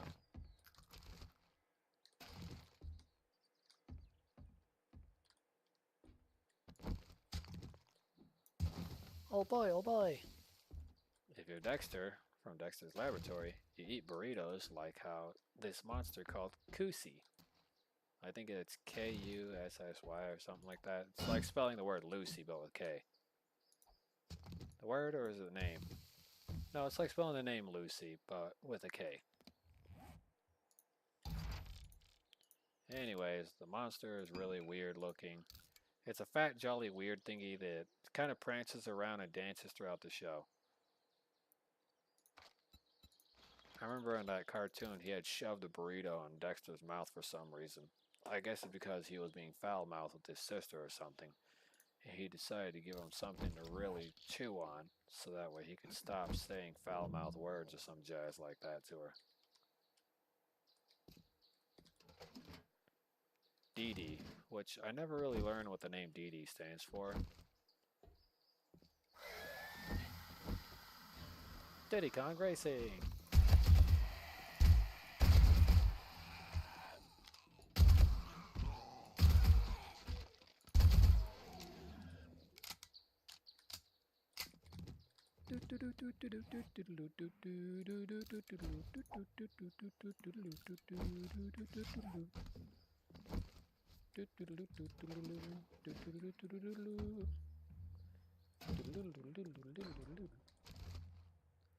By the way, for anybody who's a fan of Diddy Kong Racing, you should know that any type of music used from it, or used from that game in any way or form, will get you a copyright strike. So, just to spare you the embarrassment, don't go playing Diddy Kong Racing music on your channel, unless you have the explicit written consent of the original owner and creator. Now, you also want to do a little bit of research and see if it's already in public domain, because that could help you if you want to use it for production reasons.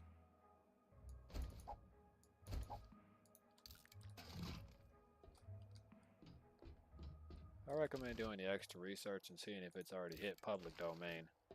If it's under public domain, you don't have to do anything else.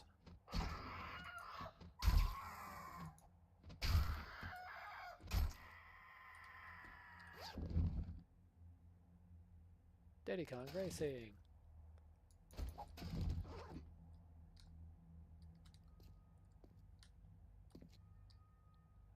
And if you're wondering, Rareware Interactive, or anything associated with Rareware, is an association of a Microsoft product, so keep that in mind. That although you own the game, doesn't mean you own the intellectual rights to play it. So I just say, play at your own risk. Even if you physically own the game. This also attributes and applies to any 007 game, for anyone wondering.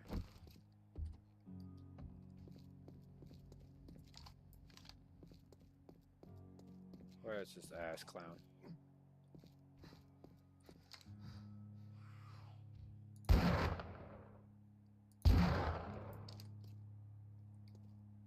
piece of shit. Okay. I've cleared the entirety of the house. I'm gonna return to Trader once I'm done emptying out my go-kart. Can't believe I gotta deal with dummies like that. Dummy was like, literally. Monkey time. You call these bagels?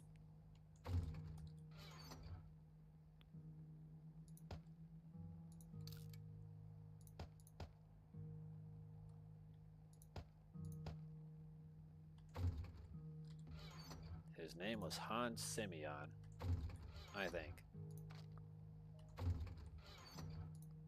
Hans Zimmerman. Smithy Mc blah blah blah blah Mc blabber something. He was number one.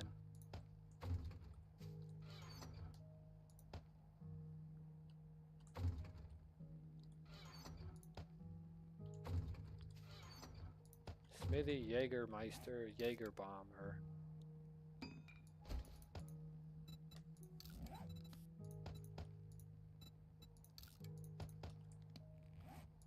Smithy McJagerbomber.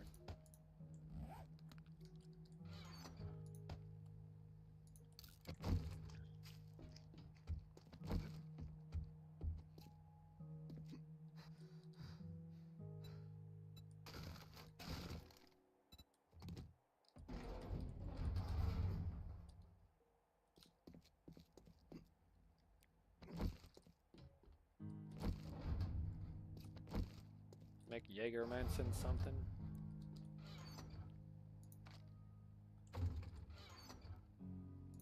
Smithy McBlubblabblabber.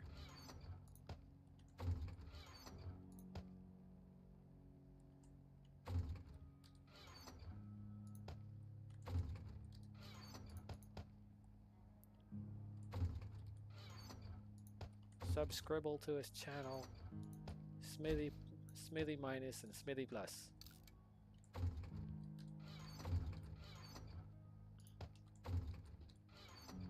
You can watch him and his friends Flom and all these people beat up on each other in the game.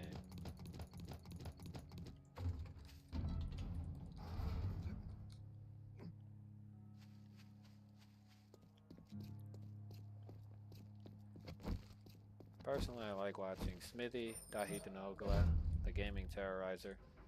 But I prefer Smithy minus, and the reason why I prefer Smithy minus is because the raw VOD does a lot more The for name's me. Jenny, but you can call me Dr. Jen.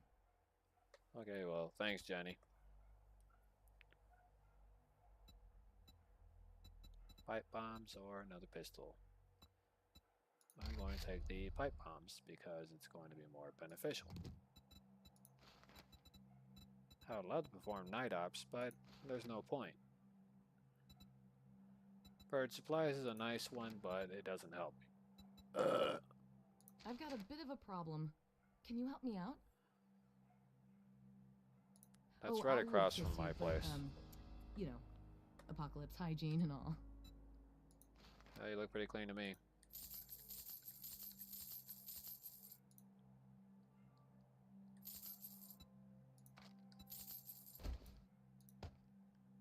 I hope you get feeling better. Yeah, as soon as the Wonder Waffle turns into a falafel, that'll be great. We'll call it the Wonder Falafel.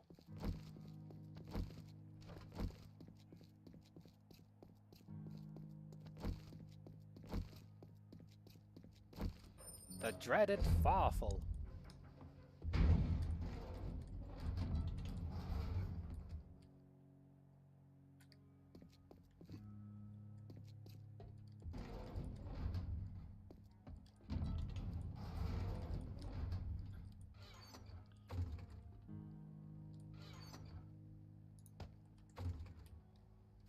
Oh, don't tell me that dumb biatch is gonna come back around and start smacking up on my crib.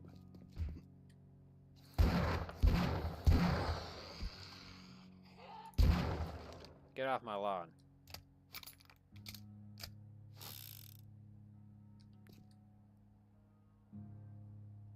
shribbly pibbles.